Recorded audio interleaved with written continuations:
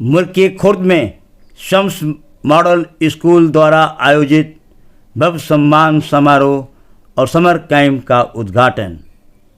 गाज़ीपुर मोहम्मदाबाद तहसील अंतर्गत ग्राम मुर्की खुर्द में स्थित शम्स मॉडल स्कूल में एक भव्य कार्यक्रम का आयोजन किया गया, जिसमें कोल्ड वाटर मशीन और समर कैंप का उद्घाटन किया गया। इसके साथ ही साथ हाई स्कूल और इंटरमीडिएट परीक्षा में श्रेष्ठ अंक प्राप्त करने वाले छात्र छात्राओं तथा उनके अभिभावकों को सम्मानित किया गया। ये आयोजन स्वर्गीय अलहाज अबुल हसन खान की स्मृति में आयोजित किया गया था। मुख्य अतिथि उत्तर प्रदेश खेल सेलेक्टर शाहजहां खान ने कहा कि ठंडे पानी का इंतज़ाम करना पुण्य का कार्य है, इसे ईश्वर भी पसंद करता है। आज के दौर में नैतिक मूल्यों का पतन हो रहा है, जिसे रोकने की जिम्मेदारी हम सब की है। विशेषकर मध्यम वर्ग के बच्चों को शिक्षा पर पूरा ध्यान होना चाहिए। विशिष्ट अतिथि इंजीनियर एवं सामाजिक कार्यकर्ता तौफीक अहमद खान ने अभिभावकों को संबोधित करते हुए कहा कि आज माता पिता अपनी जिम्मेदारियों से बचना चाहते हैं, जिससे बच्चों के विकास पर नकारात्मक प्रभाव पड़ता है। बच्चों के साथ समय बिताना और उनका मार्गदर्शन करना अत्यंत आवश्यक है। स्कूल की संस्थापक सदस्य आफरीन बेगम ने सभी अतिथियों का स्वागत किया। एडवोकेट मोहम्मद यूनुस खान ने बच्चों को समय की कीमत को समझाने की सलाह दी।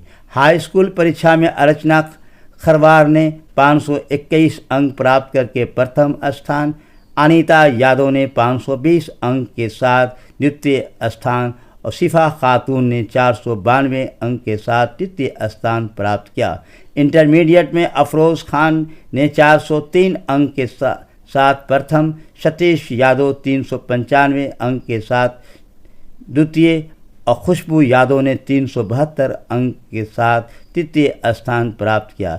सभी विजेताओं को मेडल, शब्दकोश एवं उनके अभिभावकों को अंग वस्त्र देकर सम्मानित किया गया।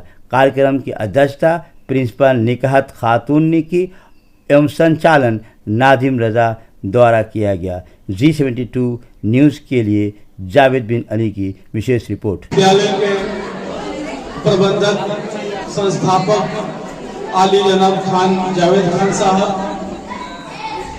इस कॉलेज की स्कूल की व्यवस्थापक मैडम आफरीन साहिबा, प्रिंसिपल निकात परवीन साहिबा, हमारे साथ आए हमारे बड़े भाई दोस्त इनिस वकील साहब, हमारे छोटे भाई जनाब मोहतरम तौफीक साहब, और सबसे जो कीमती नाम है इस स्कूल को बनाने में, इस स्कूल को संवारने में, इस स्कूल को सजाने में, वो मरहुमा राजदा साहिबा, जिन्होंने इस गांव को एक पहचान दी है, इस गांव को एक नाम दी है। ये आज तो थोड़ा बहुत लोग जानते हैं, मुझे यकीन है, मुझे इस बात का एहसास है कि आने वाले दिनों में शम्स मॉडल स्कूल के नाम से ये गांव जाना जाएगा। मुझे इस बात का यकीन है। मैं अल्लाह से दुआ करता हूँ कि मरहुमा को अल्लाह ताला जन्नतुल फिरदौस में आला से आला मकाम दे और उनकी जो लगाई हुई ये जो पौधा है, ये एक विशाल वृक्ष, एक दरख्त बन जाए और यहाँ से जो रोशनी का जो अलग है वो गोशे गोशे तक पहुँच जाए। मेरी ऐसा कामना है, मेरी ऐसी उम्मीद है। और गांव से इस गांव के क्षेत्र से आए हुए तमाम गार्जियन हमारे बहुत कीमती लोग हैं और इस स्कूल के बच्चे बच्चियां, आपको बहुत बहुत मुबारकबाद। आप लोगों ने जो कार्यक्रम पेश किया है कल्चरल का, ये बहुत ही शानदार, बहुत ही उम्दा, बहुत ही अच्छा। देखने में तो 5 मिनट का है, 7 मिनट का है, 10 मिनट का है, पर इसकी तैयारी बहुत लंबे अरसे से होती है, तब जाकर के यहाँ पे परफॉर्म कर पाता है। मैं बहुत अपने आप को खुशकिस्मत समझता हूँ कि इस स्कूल के का जो परफॉर्मेंस है वो मैं देख करके बड़ा मुझे खुशी हो रही है। मुझे बहुत अच्छा लग रहा है कि इस स्कूल में, हाई स्कूल में अर्चना खरवार 86% लाई है। मैं उसको बहुत मुबारक पेश करता हूँ। अनीता यादव 86% लाई है, सेकेंड, उसको भी मुबारकबाद। और थर्ड शिफा परवीन 82% लाई है, उसको बहुत बहुत मुबारक। उनके गार्जियन को मुबारक, इस कॉलेज को, इस स्कूल के संस्थापक निर्भर सभी को मैं मुबारकबाद और बधाई पेश करता हूँ। इंटर का जो रिजल्ट रहा है इस साल 2025 में, अफरोज खान 80% फर्स्ट पोजिशन लाए हैं, सतीश यादव 79% सेकेंड पोजीशन लाए हैं, खुशबू यादव 74% थर्ड पोजीशन लाए हैं।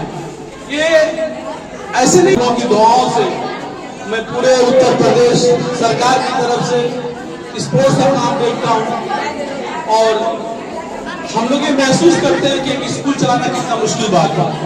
और इस स्कूल को चलाने में जितनी भी जाफेशाली के साथ, कर्मठता के साथ, हिम्मत के साथ, हौसले के साथ इन्होंने जो काम करके इस मकाम तक स्कूल पहुंचाया है, मैं बहुत बहुत आपको धन्यवाद ज्ञापित करता हूँ। मुख्तसर 2-3 बातें आपसे कहनी है, ज्यादा नहीं कहना है। मैं कहीं और का नहीं हूँ, मेरा भी घर यही है। इत्तेफाक ये है कि मेरे दादा परदादा यहाँ से चले गए, जमानिया नहीं बजारे गाँव है जहाँ आप जाते रहते हैं। मेरे वालिद साहब एक बहुत बड़े कॉलेज के प्रिंसिपल थे। हमारे ये बुआ के लड़के हैं, फूफू के लड़के हैं, हमारी बुआ भी यही है, मेरा घर भी यही है। लेकिन इत्तेफाक है कि हम लोग यहाँ नहीं रहते, लेकिन हमारा जो अटैचमेंट है, लगाव है इस गांव से वैसा ही है जैसे अपने गांव से। इसमें कोई कमी नहीं है। मैं इस कॉलेज को बेहतर तो है लेकिन और बेहतर देखना चाहते हैं। और जावेद भाई, हमारे तरफ से जो कुछ बन पड़ेगा इंशाल्लाह ताला उसमें कोई कमी नहीं रहेगी। हमसे, हमारे छोटे भाई से, वकील साहब से और भी हमारे जो दोस्त यार हैं, इंशाल्लाह ताला हम आपको जो मेरी हैसियत औकात है इंशाल्लाह उसमें कमी नहीं रहेगी। इसके लिए बिल्कुल आपको आश्वस्त कर दे रहा हूँ। दूसरी बात, मैं 2-3 बातें बच्चों से कहना चाह रहा हूँ और अपने बच्चों के गार्जियनों से कहना चाह रहा हूँ कि देखो बच्चे, इधर थोड़ा सा ध्यान देखो। हम लोग नेता उधर नहीं है, हम लोग अध्यापक हैं। हम लोग जो बात करते हैं कीमती बात करते हैं और इसलिए करते हैं कि ताकि आपके दिल में, दिमाग में घुस जाए। मैं ये कहना चाहता हूँ कि बच्चे, आपके लिए ये स्कूल है और आपका ये स्टाफ है, जो यहाँ का स्टाफ है उसको भी बहुत मुबारकबाद, क्योंकि उन्हीं के कोशिश, उन्हीं के काविश, उन्हीं के मेहनत, उन्हीं के हौसले से बच्चे इस मकाम तक पहुंचे। यहाँ के स्टाफ के लिए आप लोग एक बार ताली बजा दीजिए। अगर स्टाफ ना रहे, गुरु ना रहे तो कुछ भी मुमकिन नहीं है, कुछ भी मुमकिन नहीं है। तो मैं गार्जियनों से बात करना चाहता हूँ, बच्चों से, कि देखिए स्कूल कॉलेज में पढ़ाई तो होती है, लेकिन उस पढ़ाई को और बेहतर करने के लिए, और अच्छा करने के लिए जब तक गार्जियन नहीं जुटेगा तब तक मुमकिन नहीं हो सकता।